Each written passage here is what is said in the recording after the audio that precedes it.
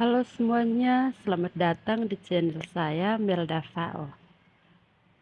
Hari ini kita akan melanjutkan materi bab 5 tentang klasifikasi makhluk hidup, yaitu subbab urutan takson makhluk hidup. Materi IPA kelas 7 kurikulum Merdeka. Nah, makhluk hidup di sekitar kita itu sangat beragam. Ada yang berukuran besar, ada yang berukuran kecil, dan bahkan ada yang berukuran sangat kecil. Nah, makhluk hidup yang berukuran sangat kecil itu diperlukan mikroskop untuk mengamatinya karena tidak bisa mengamati menggunakan mata telanjang. Lalu bagaimana caranya untuk mudah mengenali makhluk hidup yang beraneka ragam di sekitar kita? Jadi, salah satu cara agar lebih mudah mengenali makhluk hidup yang beraneka ragam adalah mengelompokkan makhluk hidup ke dalam kelompok tertentu. Pengelompokan atau klasifikasi makhluk hidup dilakukan secara sistematis dan bertahap. Organisme yang memiliki persamaan tertentu dimasukkan ke dalam satu kelompok, dan dari kelompok tersebut dicari lagi perbedaan dan persamaan ciri lainnya untuk membentuk kelompok yang lebih kecil lagi. Tujuan dilakukan klasifikasi yaitu untuk menyederhanakan objek makhluk hidup yang beraneka ragam sehingga lebih mudah untuk mempelajarinya.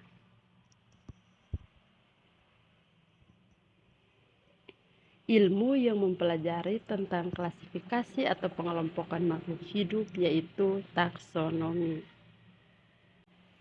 Nah, ilmuwan yang menemukan sistem klasifikasi atau pengelompokan makhluk hidup atau ilmu taksonomi yaitu Bapak Carolus Linnaeus atau yang biasa dikenal dengan Bapak klasifikasi. Hasil dari klasifikasi makhluk hidup adalah terbentuknya kelompok-kelompok makhluk hidup yang memiliki banyak persamaan yang disebut dengan takson. Nah, takson makhluk hidup itu ada beberapa, yaitu yang pertama kingdom atau regnum, filum atau divisi, kelas, ordo, famili, genus, dan spesies. Semakin tinggi tingkatan takson, maka semakin banyak anggota takson, tetapi semakin sedikit persamaan antar anggota takson tersebut. Kemudian, semakin rendah tingkatan takson, maka semakin sedikit anggota takson, tetapi semakin banyak persamaan antar anggota takson tersebut. Nah, kita bahas satu persatu. Yang pertama, kingdom atau regnum. Kingdom merupakan sebutan untuk hewan dan regnum sebutan untuk tumbuhan. Kingdom atau regnum merupakan tingkatan takson tertinggi dengan jumlah anggota takson terbesar. Organisme di dunia dikelompokkan menjadi beberapa kingdom atau kerajaan, yaitu yang pertama, kingdom Monera atau organisme tanpa membran inti sel. Yang kedua, kingdom Protista atau organisme yang memiliki jaringan sederhana. Yang ketiga, kingdom Fungi atau jamur. Dan yang keempat, kingdom Plante atau tumbuhan. Dan yang terakhir adalah kingdom Animalia atau hewan. Takson yang kedua adalah filum atau divisi. Filum merupakan sebutan untuk hewan dan divisi adalah sebutan untuk tumbuhan. Filum atau divisi merupakan tingkatan takson di bawah kingdom atau regnum.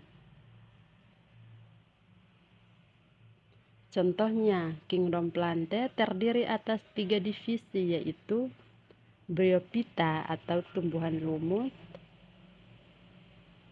Pteridophyta atau tumbuhan paku, dan Spermatophyta atau tumbuhan berbiji. Nah, khusus untuk divisi tumbuhan, nama divisi selalu menggunakan akhiran pita. Selanjutnya, takson berikut adalah kelas. Nah, kelas merupakan anggota takson pada setiap filum atau divisi yang dikelompokkan lagi berdasarkan persamaan ciri-ciri tertentu. Nama kelas pada tumbuhan diberi akhiran opsida, misalnya tumbuhan berbiji tertutup memiliki dua kelas, yaitu Magnoliopsida atau tumbuhan dikotil dan Liliopsida atau tumbuhan monokotil. Takson berikutnya adalah ordo atau dalam bahasa Indonesia disebut bangsa. Ordo atau bangsa merupakan anggota takson pada setiap kelas yang dibagi berdasarkan persamaan ciri-ciri yang lebih spesifik lagi. Nama ordo pada tumbuhan biasanya menggunakan akhiran ales. Contohnya, ordo Solanales, ordo Cucurbitales, dan ordo Marvales. Takson selanjutnya adalah famili. Famili merupakan anggota takson pada setiap ordo yang dibagi berdasarkan persamaan ciri-ciri yang lebih spesifik. Nama akhiran takson famili pada tumbuhan menggunakan akhiran Aceae, misalnya Solanaceae, Cucurbitaceae, Asteraceae, dan Poaceae. Sedangkan nama akhiran takson famili pada hewan memiliki akhiran idae, misalnya Felidae, Canidae, dan Homonidae. Selanjutnya adalah genus. Genus merupakan anggota takson pada famili yang dibagi berdasarkan persamaan ciri-ciri yang lebih spesifik lagi. Kaidah penulisan nama genus yaitu huruf pertama ditulis kapital dan dicetak miring atau di garis bawah. Contohnya jagung atau Zea, padi atau Oryza, dan kucing atau Felis. Selanjutnya adalah spesies. Spesies merupakan takson yang paling rendah dan paling banyak memiliki persamaan. Suatu organisme dikatakan satu spesies dengan organisme lainnya jika dikawinkan dapat menghasilkan keturunan yang fertil. Tata nama penulisan spesies menggunakan aturan binomial nomenklatur. Yang pertama terdiri atas dua kata Latin. Kata pertama menunjukkan genus dan kata kedua menunjukkan spesies, dan yang kedua penulisan dicetak miring atau di garis bawah. Contohnya, bunga mawar, nama ilmiahnya adalah Rosa sinensis. Nah, aturannya adalah ditulis secara cetak miring atau di garis bawah. Kemudian untuk padi adalah Oryza sativa. Berikut merupakan contoh klasifikasi makhluk hidup. Di sini ada dua contoh. Yang pertama untuk kucing dan terong. Nah, bisa dilihat mulai dari kingdom sampai spesies, dan untuk terong mulai dari regnum sampai spesies. Contoh selanjutnya untuk padi mulai dari regnum sampai spesies. Demikian video kali ini. Terima kasih sudah menonton. Jangan lupa like, komen, share, dan subscribe.